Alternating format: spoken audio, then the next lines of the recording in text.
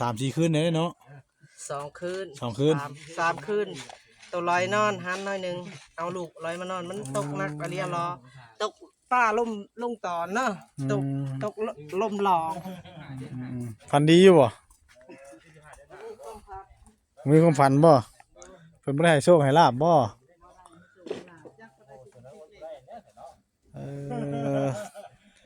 เพิ่นก็แต่งขันคอขึ้นมานอนเฮือนใหม่แล้วพี่น้องเนาะทาสีก็บ่ได้เบาอันนี้ก็5กระเช้านี่นะ อันนี้บ่ โดยทาสีตัวนี้ใส่หม้องนอนน่ะใส่หม้องนอนน่ะขอเบิ่งขึ้นเบิ่งเด้อเขาเบิ่งแหน่ใส่ ก็เนาะก็ได้ คือมีบ่ห้อยบ่เสื้อแซ่เสื้อคือบ่มีเอาไปตากหมดเนาะยังห้อยยังอันนี้น่ะเปียกหมด ห้อยงัวบ่ขึ้นนี่ หอยหมดแต่ตอนใช้นอนห้องใดห้องนี้บ่ตอนนี้กลาง นอน หัวในกลางเสานี้ นอนอยู่กลางเช้านี่ ฝนบ่ตกนอนอยู่ที่ โอ้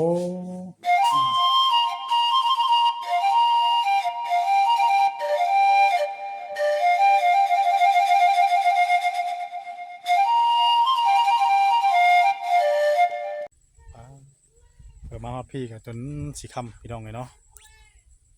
กราบทักทายสบายดีและสวัสดีเด้อพ่อแม่พี่น้อง FC หมู่เพื่อนเบิดสู่คู่สู่คนเนาะยินดีต้อนรับเข้าสู่ช่อง YouTube บ่าวบุญเผยชาแนลอีกแล้วพี่น้องเอ้ยมื้อนี้ก็พบพ่อกันมื้อนี้อยู่เฮือนทั้งเบาสวนเพิ่นหรือว่าพ่อลูกห่าเนาะหรือว่าแม่บักกิมมื้อนี้ก็ขึ้นมานำกันมื้อนี้บ่าวแสนบ่าวสาลีบ่าวเวียดบ่าวค่ำบ่าวต้าบ่าวจิตมานำหลังเนาะเฮากลับมาก็แต่เพิ่นมื้อเพิ่นนั้นเข้าผาเฮือนเนาะบ่ได้ขึ้นมาเลยพี่น้องช่วงนี้ฝนตกตอนเผยก็บ่ได้ออกมาเวียกนำทีมงานแน่เนาะเมื่อวานนี้ยังบ่ได้มาเพราะว่าพายุเข้าแล้วฝนตกแห้งพี่น้องเนาะทั้งวันทั้งคืนเลยกายมาทางเมื่อกี้นี่ก็น้ำท่วมบ้านเรือนซานหรือว่าให้นาเขาเจ้าเนาะแต่สงสารเลยพี่น้องเนาะน้ำท่วมมื้อนี้ก็ถือว่าขึ้นมาหาทั้งบ่สวนเพิ่นจังใดเนาะพาลมฝนตกพากันนอนอยู่ตู้กระท่อมนี่แม่นหัวใส่หยังเราบ่มีหม้องนอนบ่ได้บ่ลมพัดปลิวไปเบิดบ่กระท่อมเราเนาะไปเบิ่งไปชมกันมาฮอดมาถึงแล้วพี่น้องเอ้ย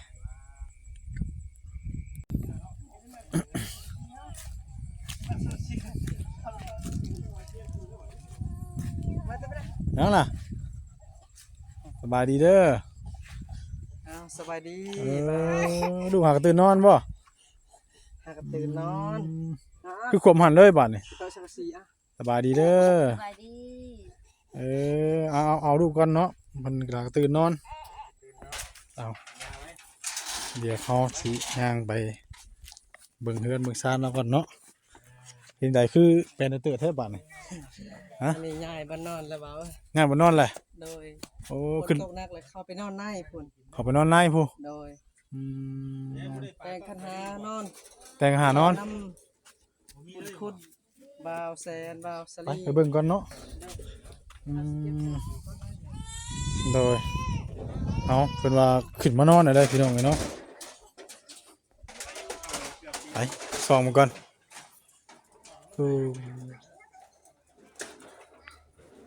มาเขาเราว่าขึ้นมานอนเลยเหรอเนาะแทงคันหาวเหรอโอ้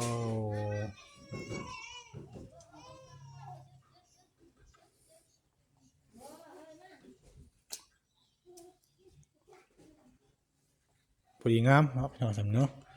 ขักดีเนี่ยมึงต้องบานเนี่ยโอ้งามลายงามลายทางในเราก็ทาขอบสีขาวไปเลยเนาะ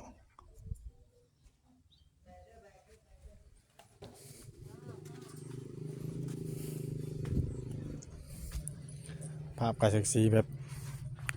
มืดมองเลยพี่น้องน้ำย้อนแสง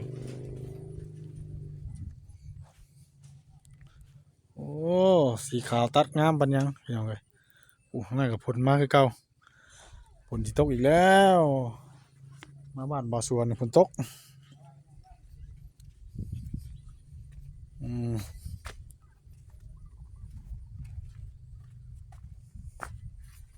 ทางนี้เราเรียกว่า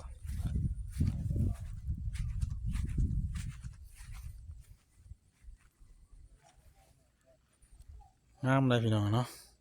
โอ้บ้านบ่สวน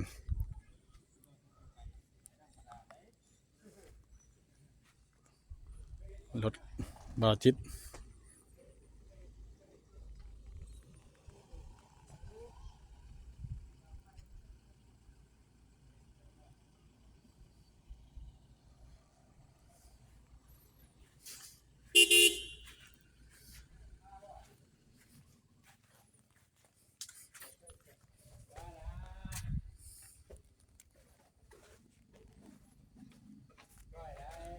เขาบ่ได้เป็นหยัง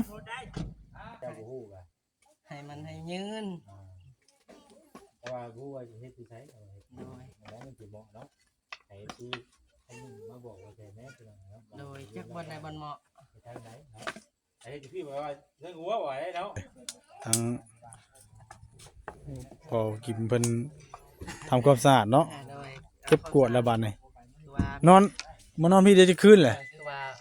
มีข้าวดีเบาคำเผยเบาแซนว่าสิจ้างเฮ็ดห้องน้ำให้ โอ้เสร็จมาแจ้งมื้อนี้บ่ โดย เฮ็ดห้องน้ำให้ สิเฮ็ดห้องน้ำให้กับ โอ้ เครื่องอุปกรณ์เครื่องก่อสร้างอะไรเบาแซนเสียมาให้สวน โดย ใช่เบาแซนเพิ่นมาติซิโนกับ อืม ทีมงานเพิ่นหลายผู้หลายคนแล้วก็ไอ้เบาเผยแล้วก็เบาสลีเบาคำเบาจิตเบานงเบา หลายคนเนาะ เวียดหลายผู้หลายคน เป็นยังไงหลังจากที่ว่าเฮือนซานด้านแป้นสำเร็จแล้วนี่สิมีห้องน้ำอีกบาดนี่ดีใจซำใด โดยดีใจหลาย โอ้ดีใจหลายๆเนาะ ๆโดยดีใจหลายๆขอบพระคุณหลายๆที่มานํกันกับผู้หลักผู้ใหญ่ โอ้ย ขอบคุณหลาย เอาบัดนี้เฮาสิถามเบิ่งว่า เป็นยังไงมื้อฝนตกน่ะนอนบ่ได้เลยเนาะก็เลยฮุบเข้ามานอนในฮีบาดนี่ มือฝนตกหันมือฝนตกหันกะโอ้ยนอนลำบากเบา ลำบาก โดย ขึ้นมานอนได้จะคืนแหละ โดยกะลอยเอาลูก2คนน่ะเอามานอนในนี้ เอามานอนในนี่ ยันเพิ่นหายกะมันเปียกแล้วก็ยัน โอ้ เพิ่นหายหันกะ รุ่นลอยเอาพุ่นน่ะ น่ะมันเปียกหมดเลยเด้อถ้าพูดเลย มันเปียกเบิดแล้วลอยเอาลูกเข้ามานอนอยู่นี่ โดยเฮา บ่ได้มีผู้ใดเห็นแล้วว่า ลอยกับบอกผู้หลักผู้ใหญ่เพิ่นนั่นแหละ โอ้โห มันเปียกหมดเลยเด้บ่มีมนต์อยู่แล้วก็พอดีผู้หลักผู้ใหญ่เพิ่นโทรบอกนำเบานง บ่ เพิ่นบอกให้แต่งคันหาก่อนคันยังนอน ขอ โอ้ นำขอนำ ขอนำผู้ใด ผู้ใหญ่ก่อน โอ้ขอนำ แล้วก็ขอนำ เจ้าที่เจ้าทานนี่แหละเนาะ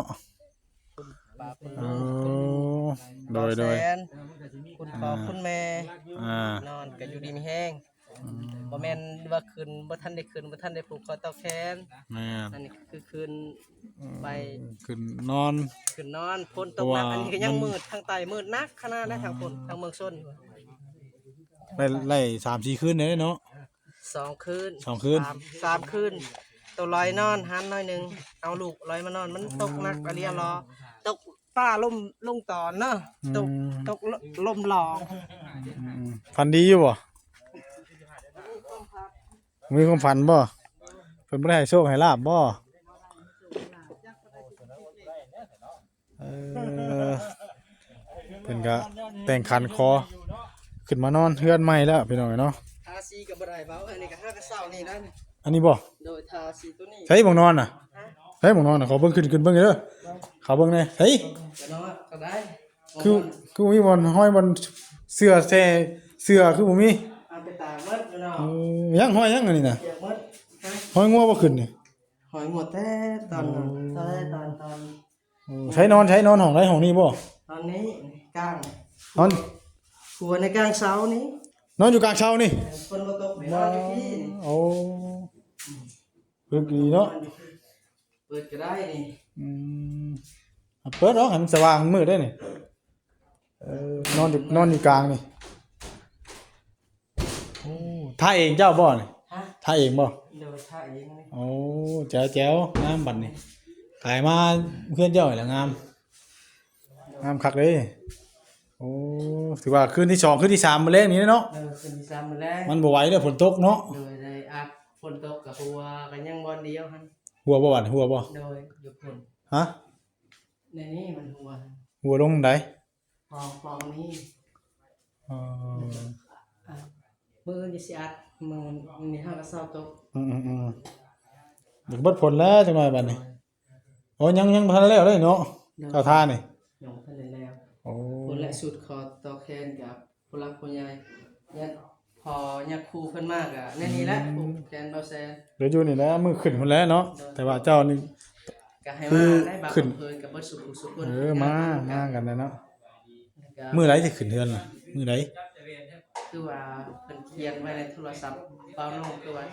วันที่29 วันที่29 โดยออกพรรษา ออกพรรษา ออกพรรษา อ๋อ ออกพรรษาวิทย์ ออกพรรษาแล้วเนาะ โดยออก แต่วันที่29 โดย ถึงมื้อยังบัดนี้ จังหวะ แต่ว่ามันจะฮู้ว่าวันที่29เนาะ โดยถ้าใครเฮายังบ่ฮู้ครับ มีกากเกียมหยังแน่อ่า นี่ก็สิมีหมูตัวหนึง หมูตัวหนึง โดยไก่ก็ หมูของเจ้าเองบ่ โดยหมูตัวหนึงแล้วก็ไก่ก้าก็ ได้ช่องหาไว้เบิดแล้วบ่เกมไว้บ่ดอกฮะไปบ่เคาะบัดนี้ เพิ่นจะเปิดบ่ เปิดได้บ่ เปิดมันจะเปิดก็เปิดให้ เจ็มคักบ่ยัง อ้าวสบายดี บาดีเด้อบาดีเด้อทางนั้นเข้ามาเช็คเบิ่งข้างในหั่นนะเรียบร้อย หมดแล้ว นอนแล้ว ไป เว้ย รถบ่ทนได้แล้วเนาะ รถบ่ไหวรถบ่ได้เลย ตอนเลยได้ มันไงนอนว่าแท้ อันนี้ก็นอนก็ตกแห้ง สวัสดีแม่กิม สบายดี สวัสดี เป็นจังได สวัสดีอยู่ สวัสดีอยู่เนาะ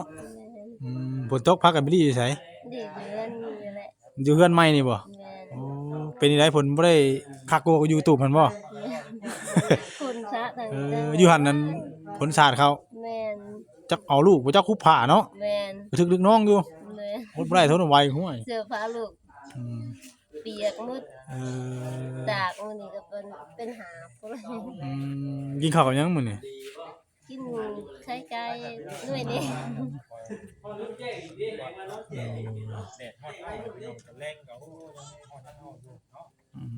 เป็นจังไดเฮือนซานเรียบร้อยแล้วเนาะก็สิมีการเฮ็ดห้องนอกห้องน้ำเข้ามาดีใจบ่วันนี้ ดีใจเลย ดีใจหลายแต่เฮือนนี่ก็ยังดีใจแหละเนาะ เลย นอนกับฟ้าฝนตกก็นอนสิจุ้ยเฉยบาดนี่ โดย แต่ว่าอยู่ตูบมันกั้นใจเด้เนาะ แม่น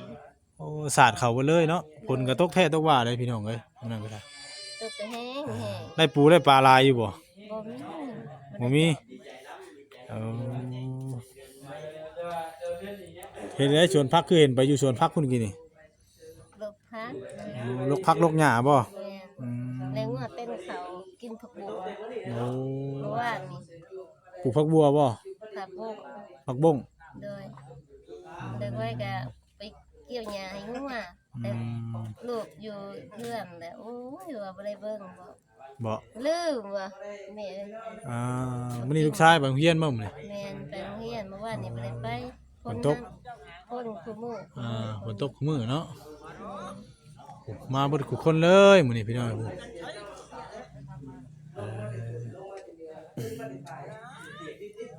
เขามานอนนำกันน่ะบ่บ่ได้นอนแถวพอกินผู้เดียวแล้วว่าหรือว่าจะว่าเอาลูกมาก็พอเมียมันนอนอยู่พุ่นบ่ว่าติ บ่บ่ไม่นอนพุ่นแหล้ว นอนบ่ได้คนเลยเนาะบ่ได้ติงบ่ได้โยกแล้วว่าบัดนี้บ่ได้ติงบ่ได้โยกบ่เฮือนนี่ บ่เลย แน่นตึงๆแน่นคักกว่าหยังเนาะเออ นอนเฮือนนั่นน่ะย่าน ย่า ย่านผีกับคน ยันผีไหมไสฮะ ย่านคน มีผีบ่ บ่เลย จะ บ่จักเลย เรียนว่าจะว่าคือว่ายันผีเคยเห็นผีบ่โอ้นอนคืนคิดบ่แต่ละคืนน่ะ แม่น คือยันผีแน่ยันคนแน่ แม่น ระหว่างคนกับผีเจ้าย่านตัวใดกว่ากัน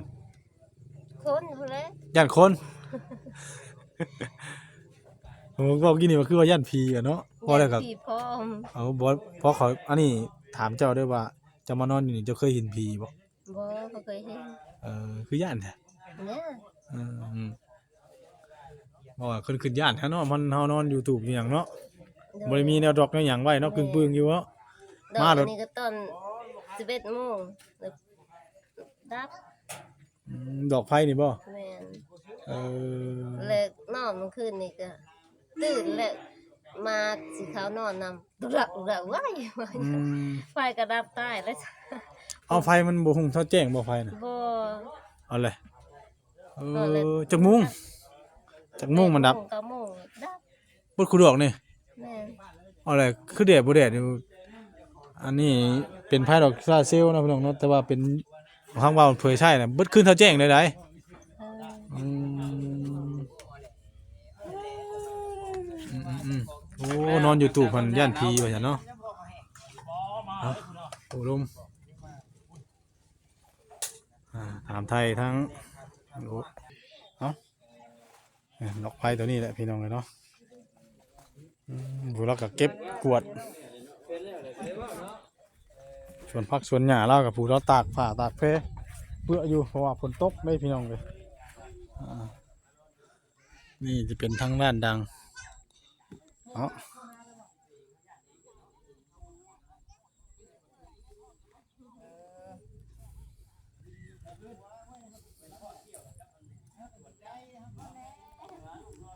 ถือว่าพังว่าแสนเพิ่นว่าสิให้ทางเบาสวนเพิ่นเฮ็ดห้องน้ำพี่น้องเนาะบ่รู้ว่าเพิ่นสิเฮ็ดหม่องใดหาหม่องก็ยังบ่จิตทั้งหึ้นทั้งหัวบัดว่ายันอยู่ทั้งหัวเนาะคิดทางใดดีเพิ่นทางแต่งใต้พี่ก็ข้างๆเฮือนก็ได้เนาะข้างๆนั่นก็ได้บนกระตูบเก่านี่ก็ได้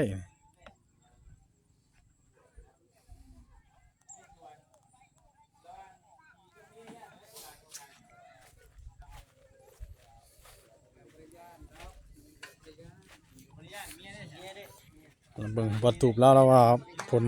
กระนำลงมันนั่นอยู่บ่ไรพี่น้องเลยบ่ขี่ตะไคร้แล้วบ่นี่โอ้ธรรมดาเด้อนี่ฝนตก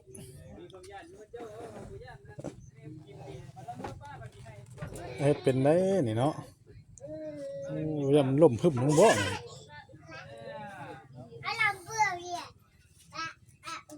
ลูกเต้าก็พากันอยู่นี่แซวอยู่ยังทั้งบ่าวสวนแล้วก็เป็นคนดุเนาะปัดกวดหันกวดนี่อยู่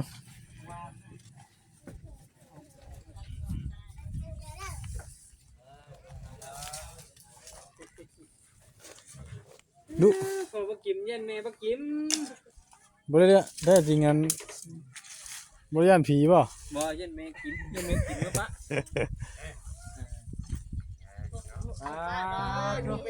ป้าว่านี่ รู้แล้วมื้อนี้รู้แล้ว ป้าว่านี่ มีเคยไฟแล้ว ป้าโทรมาจังเลยโอ้ยว่ามีเรื่องมีราวอีกแล้ว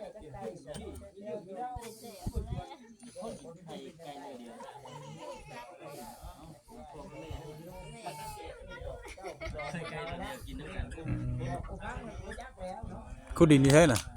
ดิ้นอยู่นี่บ่ อ๋อไปเบิ่ง บ่ได้พานขึ้นไปมีเนาะมื้อนี้เนาะ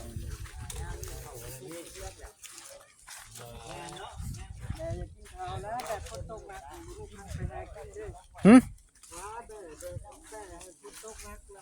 โอ้ มีบอลกินยาก็กินเขาแล้วเนาะ แม่น แบกนะ ส่วนดินนี่ไปใส่ ขุดดิน ขุดดินเอาไปใส่ปั๊บแล้วบ่อนใดมันต่ำมันค่อยเฮาก็ขุดใช้หวยมันน้ำเข้าเฮือนเฮา ไว้น้ำเขาตามได้ว่าเขาอยู่ได้ แม่น ส่วนเพื่อนเบาสวนนี่คือว่าน้องเบา ต่ น้องเบายังลืมเลย ำบ่เปล่า เบาคำเพยเห็นคือว่า อ๋อ ตามเลยคันน้องรถจอดให้ตามเนาะ ไปแล้วคูณขึ้นก็สูงได้บัดนี้ โดย ใส่ล้อไปให้หอยน้ำอ่างหอยน้ำคังนะบ่ได้ก็ ไว้น้ำเขา เอาเฮ็ดไปแล้วแต่ละมื้อแต่ละบ่อนใดมันบ่คักบ่แน่เฮาก็เฮ็ดเอา เอา ประเทศให้เฮาซ้ำนี่เด้ โดย อ่า แต่เก่าก็บ่ได้มี แม่นเห็นข่อยเห็นน้ำข่อยหาบ่ได้มาแต่ข่อยเห็นน้ำขี้บ่อแซนนะเจ้า โดย เพื่อนก่อนนั่นเจ้าอยู่เทิงแม่นบ่ โดย อยู่เทิงมันก่อนล่ะวะ โอ้ยเขาบ่มีเบาแซนเฮานี่ ยังคือเก่าพาเพื่อนเนาะ บ่มีเบาแซนนี่บ่มีแพ้วได้ดอกค่ะบ่มีเพิ่นมาสัมภาษณ์นี่หมด ไปเบิ่ง มันมาอยู่เพิ่นส่งเขาได้จังได๋บ่ อิหยังนี่นะ คนหิน โดยสบายดีเนาะ โอ้ย ก้อนหินอยู่ไผเอามาใส่ เฮ้ยบ่ตาเบิ่งโอ้เหมือนเจ้าเก็บมาบ่ บ่แล้วนิ่มทงๆตัวนี้คนตัวหยัง เออเจ้าเก็บมานะนี่ บ่คอยเป็นหยังก็ได้ อยู่ในทรง เออ ๆยามันกระดิดเขาแต่มาแต่ ป๋าไปสิเข้าได้อยู่ส่งพี่เนาะ ว่าขี้ดินกับบ่แม่นเลยมันแบบนี่คือขี้เท่าขี้หยังเลยบ่แม่นว่าข่อยเว้าได้บ่แม่นคอนเทนต์ได้ข่อยโจกมาทงๆคนนี้ข่อยเห็นมันแข็งๆคล่อมแคลมอยู่ บ่ได้เท่าแล้วมันเป็นหินนะเนี่ย เป็นคือกระดูกไปเบิ่งไปเบิ่งมา เออข่อยก็ว่าจังได๋ คือกระดูก เนาะ ทิ้ง ก็ ไว้ สิมีของดีของเจ้า อ๋อของดี จังได๋ เอาโอเคเด้อเนาะพี่น้องเอ้ยให้ทั้งบ่าวสวนบ่ลงก็ทั้งบ่าวต้าก่อนบัดนี้สบายดีเด้อทั้งบ่าวสวนเด้อ สบายดี คือมันเป็นในหมักไหม้หมักหยังเลยแบบ เอ มัน อก ระเด้งมันห เอ ยัง อมันก็แรงเนาะ มันกระเด้งคือเป็นหินใช่ไหม เจ้าบ่ได้คิดชวดว่าเจ้าเอาหันเอานี่ใช่ซะ เล็บ ฮะบ่าวต้าพ่อของดีแล้ว โอ้ยต้องส่ง โอ ได้ เคพี่น้องอะเนาะสำหรับคลิปนี้ก็จะได้ขอตัวจบคลิปแล้วเนาะพบพ่อกันคลิปหน้าคลิปต่อไปเด้อพี่น้องเด้อผิดพลาดประการใดกราบขอโทษขออภัย FC พี่น้องเบิดสุขุสุขคนก่อนอื่นกับขอบคุณ FC พี่น้องเนาะที่เข้ามาติดตามรับชมส่องบอลเผยแต่จนจบแล้วก็บ่กดข้ามโฆษณาบอลเผยไปฝากกดไลค์กดแชร์ในเด้อพี่น้องเด้อเนาะเพื่อเป็นกำลังใจทั้งบอลเผยเฮ็ดคลิปต่อไปเนาะเอาสำหรับคลิปนี้ลาแล้วพี่น้องเนาะสบายดี